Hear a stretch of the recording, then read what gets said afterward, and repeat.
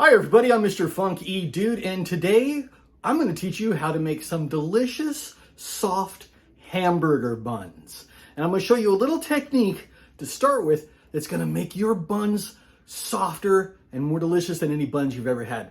Let's get into it. Well everybody, these are the ingredients that you're going to need to make these hamburger buns. Of course, in the description below, you'll see the recipe along with the measurements. We have here some softened butter, salt, yeast, sugar, 1 whole egg and an egg yolk. We have some milk here, some flour, and some more milk. There's a little water in this milk as well. I added the water and milk together. You'll understand later on when you read the recipe below. So then we have our flour here. So first thing we're gonna do is make what's called a tangzong. A tangzong is a great way to soften up your bread. It's a way of super hydrating the flour, and I'm gonna show you how to do that right now. Here's what we're gonna do. We're gonna take our flour and our water and our milk here, and we're gonna put it into this pan, and we're gonna put it on a medium heat, a little less than medium heat, and we're going to super hydrate the flour. You're gonna see what's gonna happen here. This is going to be delicious. So we're just gonna put that into there, just let that go right in there. Now what you wanna do is you wanna stir this up until you start looking like a paste. Kind of like mashed potatoes almost. Try to get all those lumps submerged. You want to get everything wet. Constantly stirring, trying to break up as many of those little balls of flour that you see.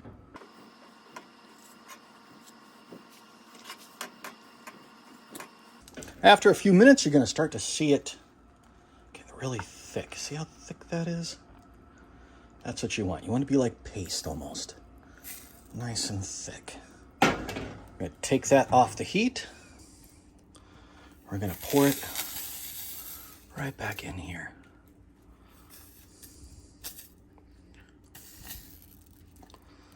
Now, it's important to let this cool down. You don't want to put this with your yeast because it will kill your yeast, the heat alone. So we got to let this cool. What I like to do is I like to put it in the freezer for a few minutes. That gets it nice and cold, but don't forget about it. I've done that before. What a waste that was. Next, let's mix in all of our dry ingredients. First, we're going to add the sugar. We already have our flour in there. We're going to add some salt on the outside. There. Make sure you get all that there. Then our yeast, a beautiful yeasty beastie. There we go. And now we're going to take our whisk and we're going to try to blend that up best we can. The idea is you want that flour to mix with that yeast to cover it. So it protects it from the salt, allows it to still feed on the sugar once it gets wet. Okay. Now to the mixer. Okay, we've just taken our tangzong out of the freezer. It's cooled down quite a bit. It's been there for about 10 minutes.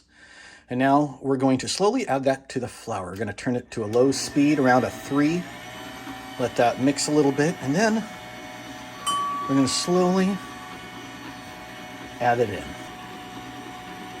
A little bit at a time.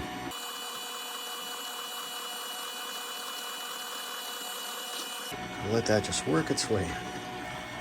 Then we're going to slowly add in our liquid.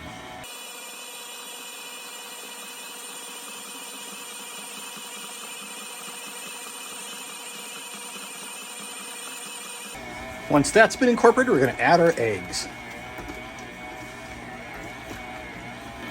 Now that we have our egg mixed in, it's time to add some of this butter.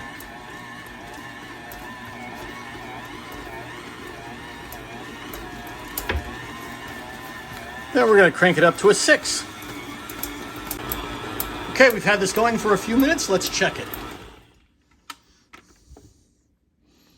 Oh, look at there. That's what we want to see. Nice, smooth dough. Let's take this out and put it on our table. Okay, next we're going to take this out of our mixing bowl. We're going to lay this out on the table just like that. Next, we're gonna take the dough and we're gonna stretch it and pull it in towards the center. I'm gonna create a giant bowl, create tension underneath, pull that up like that, and we're gonna shape it.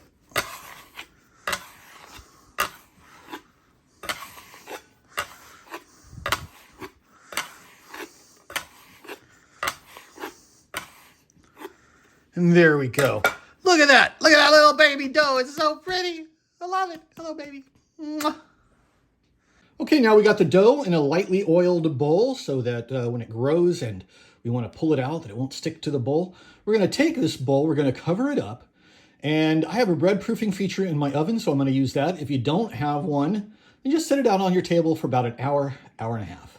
Watch it until it turns double. That's what you want to look for. You want to see this get up to here.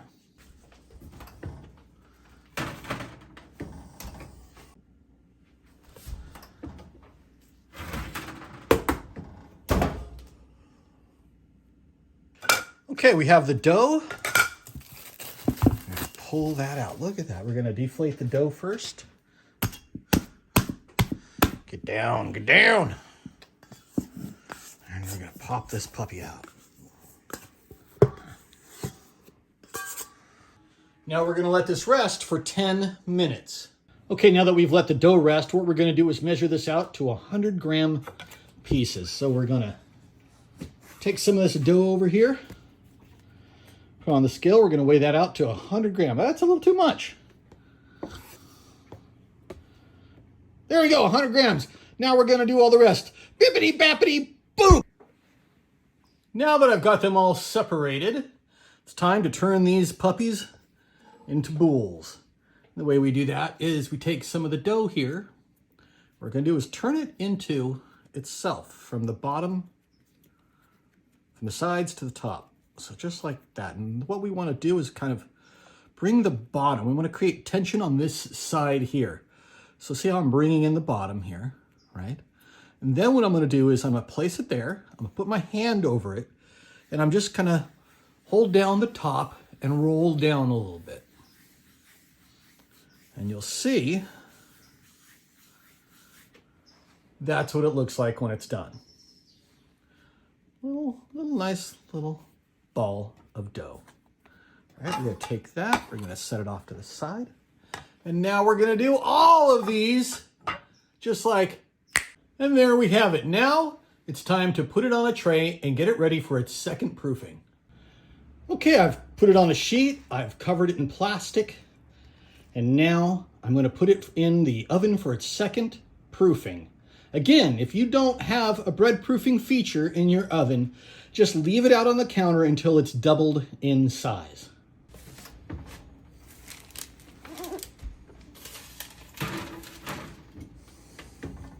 Okay, we've pulled them out of the oven and they are ready to be baked. First, we're going to give them an egg wash. So I have some egg with some milk, a little bit of splash of milk mixed up.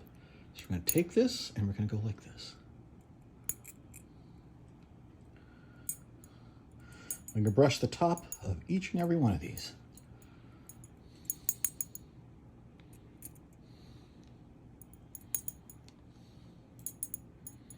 All right, we've got them covered in egg wash. Now it's time to put them in the oven. Don't worry about that. It's a little misshapen, but you know, it'll look better once it puffs up.